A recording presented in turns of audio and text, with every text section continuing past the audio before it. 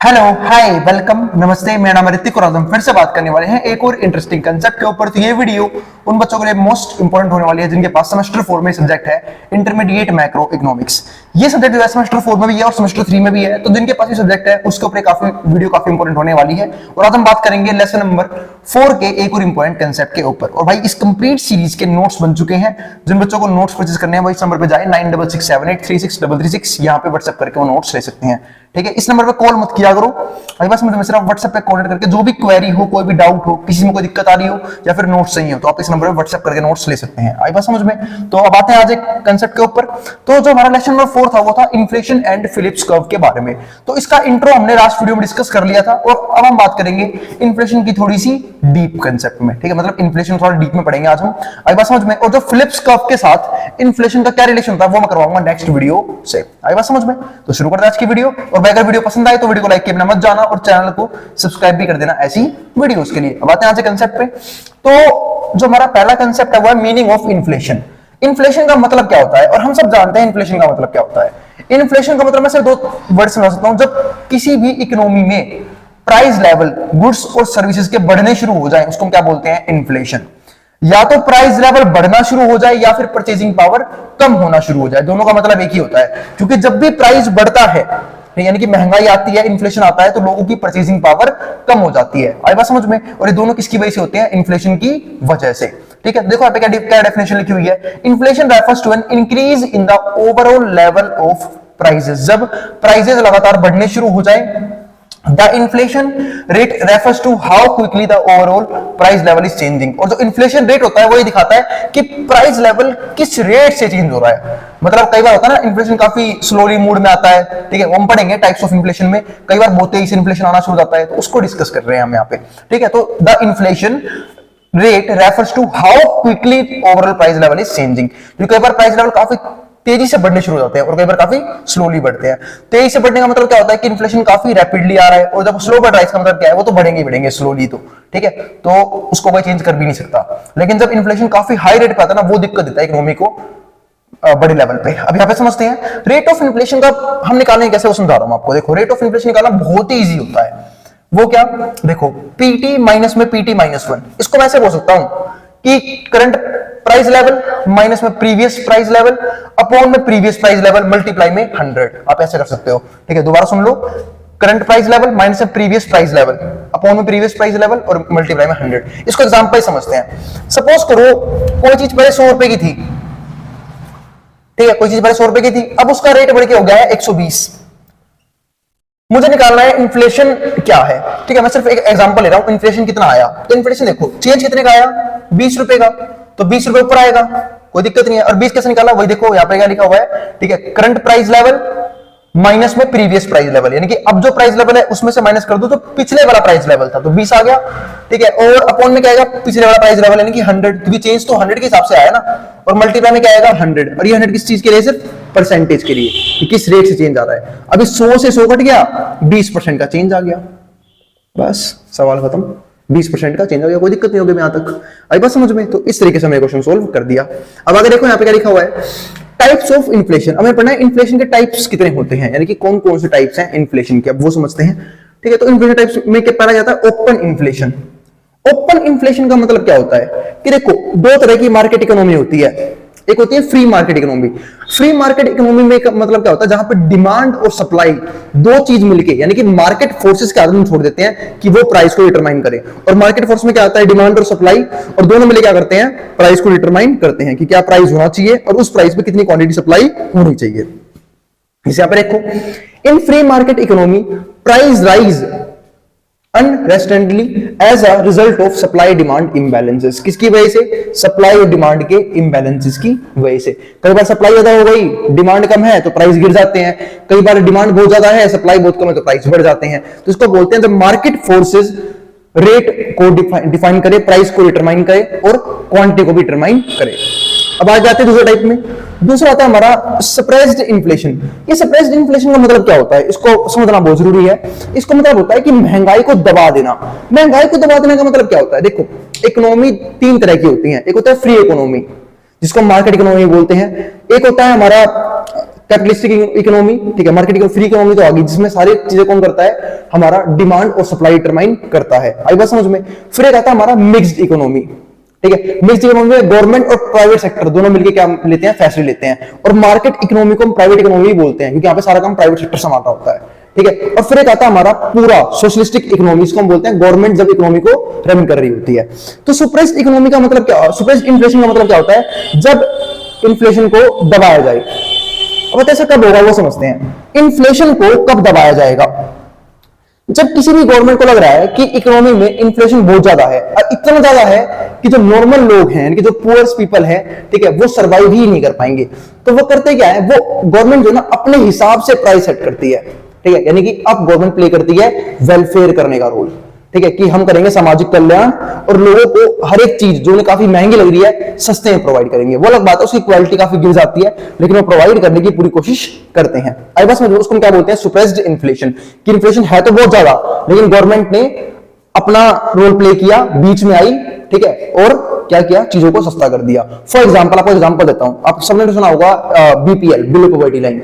जो भी लोग इंडिया के अंदर बिलो पॉवर्टी लाइन के नीचे आते हैं, उन्हें क्या मिलता है, फ्री में राशन प्रोवाइड किया जाता है। फ्री में राशन क्यों प्रोवाइड किया जाता है, ताकि जो गरीब से गरीब लोग हैं उनकी ये जो 3 बेसिक नीड से एक बेसिक नीड है फूड, क्योंकि सब जानते हैं 3 बेसिक नीड कौन सी है, रोटी, कपड़ा और मकान, है ना, फूड, शेल्टर एंड क्लोथ्स। तो जो फूड की नीड है वो गवर्नमेंट फुलफिल करने की पूरी कोशिश करती है कि उन्हें चीप से चीप रेट पे खाना प्रोवाइड किया जाए, और with the help of rationing system, जहां पे एक मिनिमम सेलिंग प्राइस सेट कर दिया जाता है कि भाई आपको, ठीक है, यहाँ पे इतने ही प्राइस में इसको सेल करना पड़ेगा, किसको, लोगों को, पीपल्स को। आई बात समझ में। और कोविड में तो आप लोगों को याद होगा फ्री में डिस्ट्रीब्यूट किया गया था, ठीक है, तो वो एक एग्जांपल हो गया।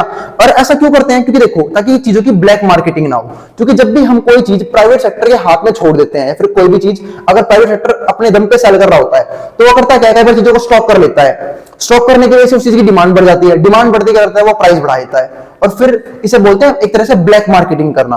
बहुत सी जो दुनिया में ब्लैक मार्केटिंग होती है, सस्ते में उठाया, फिर 2 गुना 3 गुना प्राइस करके उसे बेच दिया ब्लैक मार्केट्स में। आई बात समझ में। तो उससे बचाने के लिए गवर्नमेंट एक कदम उठाती है, ठीक है, ताकि जो पुअर पीपल हैं, ठीक है, जो चीजों को अफोर्ड नहीं कर सकते, वो भी उन चीजों को कंज्यूम कर सके, ठीक है, वो भी चीप लेवल पे। अब यहां समझते हैं चीप रेट पे।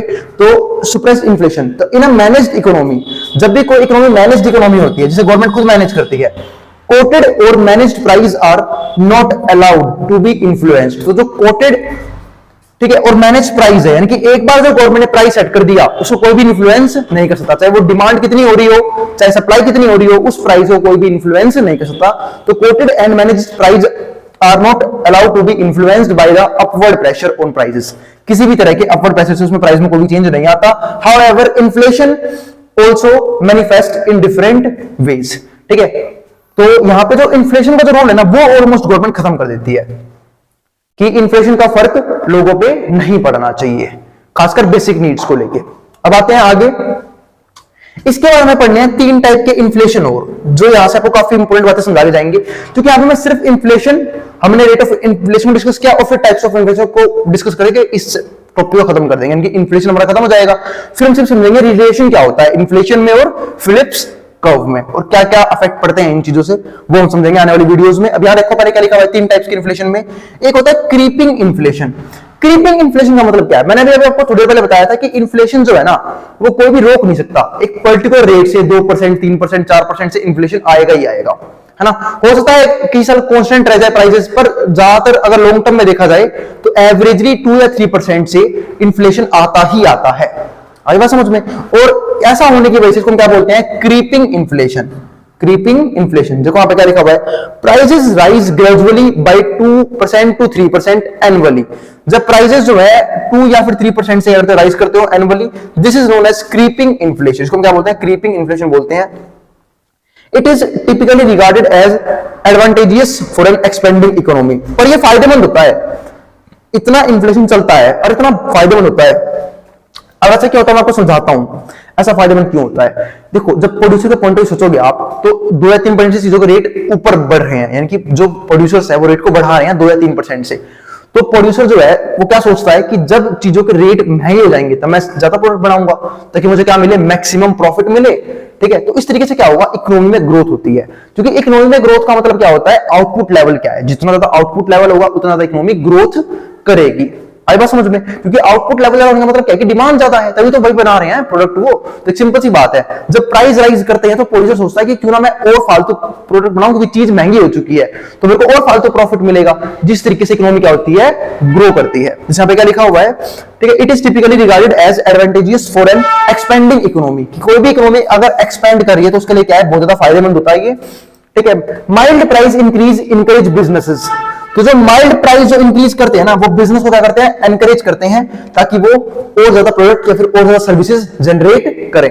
To create more since they increase their profit, ताकि वो अपने प्रॉफिट को बढ़ा सके, increase their profit margins. This leads to a faster expansion in output, जिसके तरीके से, और इस तरीके से हमारा क्या होता है, फास्टर एक्सपेंशन होता है किस चीज में, आउटपुट में। और जब भी आउटपुट में एक्सपेंशन होगा, इकोनॉमी काफी तेजी से क्या करेगी, ग्रो करेगी। तो क्रीपिंग इन्फ्लेशन तो इकोनॉमी के लिए फायदेमंद होती है, ठीक है, तो इसका कोई भी खास नुकसान नहीं है, और वो आएगा ही आएगा, 2 या 3% से इन्फ्लेशन आता ही आता है एवरेजली। अब आता है हमारा दूसरा टाइप, जिसको हम बोलते हैं galloping inflation.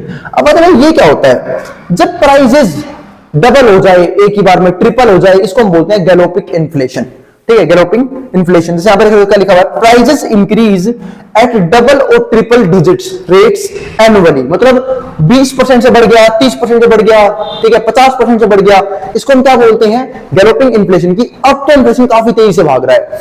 During periods of galloping inflation, it frequently leads to the unsettling shift in the distribution of purchasing power among various groups of income earners। इस चक्कर में होता क्या है, देखो, जब भी इन्फ्लेशन आएगा परचेजिंग पावर में चेंज आता है, ठीक है, परचेजिंग पावर कम हो जाती है। तो जैसे जैसे अब देखो, जब गैलोपिंग इन्फ्लेशन हो रहा है, यानी कि इन्फ्लेशन काफी तेज रफ्तार से बढ़ रहा है, कभी 20% से बढ़ रहा है, कभी 30 से, कभी 50 से, कभी 60 से। जब इस रेट से इन्फ्लेशन बढ़ेगा तो होगा क्या, लोगों की जो परचेजिंग पावर है वो लगातार शिफ्ट करती रहेगी, ठीक है, लगातार कम होती रहेगी, लगातार शिफ्ट करती रहेगी। तो वो गुड्स भी उसी हिसाब से खरीदेंगे, परचेज करेंगे, सर्विसेज भी उसी हिसाब से कंज्यूम करेंगे। अगर बात समझ में, तो यहाँ पे क्या लिखा हुआ है, यहाँ पे मैंने shift in the distribution of purchasing power among various groups of income earners and tends to skew relative prices, यानी कि प्राइसेस के हिसाब से, क्योंकि प्राइस चेंज हो रहे हैं, तो स्क्यू रेटिव प्राइसेस के हिसाब से जो इनकम अर्नर्स हैं उनकी जो परचेजिंग पावर है, ठीक है, उसमें लगातार शिफ्ट आएगा, क्योंकि लगातार इन्फ्लेशन क्या हो रहा है, बढ़ रहा है, और इसे कंट्रोल करना बहुत जरूरी है। कोविड के बाद इसी टाइप का इन्फ्लेशन देखा गया था, ठीक है, हर एक इकोनॉमी में, जिसको कट करना बहुत जरूरी था, ठीक है। और इससे भयंकर होता है हमारा थर्ड टाइप, जिसको हम बोलते हैं हाइपर इन्फ्लेशन। हाइपर इन्फ्लेशन का मतलब क्या होता है कि जहां पे चीज 20-30% से नहीं, ऐसे बढ़ती है 200%, 300%, 400%, यानी कि सीधा क्या हो गया, 2 गुना, 3 गुना, 4 गुना, 5 गुना, 10 गुना, ऐसे बढ़ता है, ठीक है। तो इस तरह की इन्फ्लेशन को बोलते हैं हाइपर इन्फ्लेशन। बात है भैया, क्या कभी किसी कंट्री में सिचुएशन आई है? बिल्कुल आई है, ठीक है। इसमें मैंने एग्जांपल लिखा हुआ है जर्मनी का, ठीक है। जर्मनी में सिचुएशन आई थी 1923 में, ठीक है, जब जर्मनी में क्या चल रहा था, वॉर चल रहा था, मतलब जर्मनी में वॉर भी चल रहा था, ठीक है। दूसरी दिक्कत थी, जर्मनी के ऊपर डेट भी बहुत आ गया था। अब उन्होंने गलती ही करी, मैं आपको समझाऊंगा इस चीज को। कई लोग बोलते हैं कि भैया गरीब अमीर तो देश के ऊपर डिपेंड करता है ना। जैसे मान लो, मैं आपको एक एग्जांपल देता हूं कि रिच करना हमारी कंट्री में, क्या हमारी कंट्री हर एक लोगों को रिच नहीं कर सकती? कैसे भाई, जब हमारी कंट्री के पास आरबीआई है, उसके पास नोट छापने की मशीन है, वो जितने मर्जी नोट छाप ले और लोगों को दे दे, लोग सारे अमीर हो जाएंगे। लेकिन ये गलत तरीका होता है, ठीक है। ये तो सबसे वाहियात तरीका होता है इकोनॉमी को गिराने का। मैं आपको समझाता हूं कैसे। जब इकोनॉमी, मैंने आपको समझाया था, मनी सप्लाई बढ़ती है, मनी सप्लाई बढ़ने की वजह से क्या होता है, इन्फ्लेशन लगातार बढ़ता चला जाता है। वही काम उस टाइम पे जर्मनी ने किया था, जिसका मैं एग्जांपल दे रहा हूं अभी आप लोगों को। जर्मनी ने उस टाइम पे क्या किया था, वॉर होने की वजह से, डेट होने की वजह से उसने एक्स्ट्रा नोट छपवाए थे अपनी कंट्री के अंदर। एक्स्ट्रा नोट छपवाने की वजह से हुआ क्या, ठीक है, इन्फ्लेशन इतनी तेजी से बढ़ा उस कंट्री के अंदर, क्योंकि एक सिंपल सी बात है, लोगों के जब सब लोगों के पास पैसा जाएगा तो सब लोग डिमांड को बढ़ाएंगे, डिमांड बढ़ाएंगे तो प्राइस फर्दर राइज कर जाएंगे, जिसकी वजह से होगा क्या, कंट्री को अल्टीमेटली नुकसान ही होने वाला है। कोई अमीर नहीं होगा मेरे भाई, कोई अमीर नहीं होने वाला। क्यों? क्योंकि जब नोट ज्यादा छपेंगे तो लोग डिमांड ज्यादा करेंगे, डिमांड करने की वजह से प्राइस लेवल फिर से ऊपर चला जाएगा, तो किसी की डिमांड फुलफिल नहीं होने वाली, हो सकता है रोटी वोटी भी बहुत महंगी मिले, ठीक है। तो इस तरीके से तो रिच बनाना सबसे खराब बात होती है। तो वही काम उस टाइम पे जर्मनी ने किया था, जिसकी वजह से क्या हो गया, उस कंट्री के अंदर हाइपर इन्फ्लेशन क्रिएट हो गया। क्योंकि नोट ज्यादा छपने लग गए, मनी सप्लाई बढ़ गई, मनी सप्लाई बढ़ गई तो लोगों के पास पैसा आना शुरू हो गया, क्योंकि मार्केट में पैसा आ रहा था। अब मार्केट में पैसा आ गया तो इसका मतलब क्या है कि लोगों के पास पैसा आ रहा है, और जब लोगों के पास पैसा आ रहा है, लोग डिमांड फालतू कर रहे थे, डिमांड फालतू करने की वजह से प्राइस वापस राइज करने शुरू हो गए, और जिसने क्रिएट किया हाइपर इन्फ्लेशन। जैसे यहां पर देखते हैं, हाइपर इन्फ्लेशन मतलब क्या होता है, inflation occurs when prices increase by 1000 a million और इवन अ बिलियन परसेंट। इसका मतलब क्या है कि हाइपर इन्फ्लेशन जब बनता है जब अमाउंट बढ़े 1000% से, मिलियन% से, यहां तक कि बिलियन% से, ठीक है, तब उसे क्या बोलते हैं, वो क्या है, हाइपर इन्फ्लेशन। एनुअली बढ़ रहा है और ये annually it severally harms the economy. इस तरीके से इकोनॉमी अपने आप को खुद ही बर्बाद कर लेती है, ठीक है। मतलब सबसे बड़ा गलत तरीका होता है ये कि खुद, क्योंकि जितना मनी सप्लाई रहेगी ना मार्केट में, समझ लो उसकी इकोनॉमी उतनी ही गिरी हुई है और कंट्री के हिसाब से, और जितना मनी सप्लाई कम होगी इकोनॉमी उतनी ही अच्छी चल रही है। Money supply and prices are both rising rapidly. तो मनी सप्लाई भी राइज करेगा और प्राइस भी राइज करेंगे लगातार। एग्जांपल दे रखा मैंने 1920 में, 1923 में जर्मनी एक्सपीरियंस्ड हाइपर इन्फ्लेशन। आपका मन करे आप गूगल करना कि 1920 से 1923 में क्या हुआ था ऐसा, ठीक है, ऐसे कौन कौन से रीजंस थे, और मुझे कमेंट में जरूर लिखना ये वाली बात कि जब आप सर्च कर लो कि आपको कौन कौन से एक्सपेक्ट पता लगे जिसकी वजह से जर्मनी में ये सिचुएशन आई थी, किसकी, हाइपर इन्फ्लेशन की। देखते हैं आप लोगों में से कितने लोगों को ये सारी चीज जानने में इंटरेस्ट है, ठीक है। तो मुझे कमेंट जरूर करना यहाँ पे कि हाइपर इन्फ्लेशन क्यों आया था जर्मनी के अंदर जब 1920 से 1923 की सिचुएशन क्रिएट हुई थी, और उसके अलग अलग एक्सपेक्ट्स को समझने की कोशिश करना, ठीक है। तो अब एक यहां से बात और समझाता हूं। अगर मान लो किसी कंट्री की इकोनॉमी अगर इसी तरीके से बढ़ा लेते, तो सपोज करो आज इंडिया में आईएमएफ का, इंडिया के ऊपर आईएमएफ आप सब जानते हो वर्ल्ड बैंक है, इंडियन इंटरनेशनल मॉनेटरी फंड, ठीक है, इंडियन नहीं इंटरनेशनल मॉनेटरी फंड, उसका इतना बड़ा लोन चल रहा है इंडिया के ऊपर, तो वो चुका लेती, नोट छपवा गया। लेकिन ऐसा करने से होगा क्या, नुकसान ही होगा इंडियन इकोनॉमी को, इसलिए वो ऐसा नहीं कर रही है, ठीक है। वो धीरे धीरे उस लोन को रीपे करने की कोशिश कर रही है। लेकिन जर्मनी ने इसका उल्टा किया था, जर्मनी के ऊपर भी डेट था, और डेट क्यों बढ़ गया था, क्योंकि वॉर की सिचुएशन आई थी।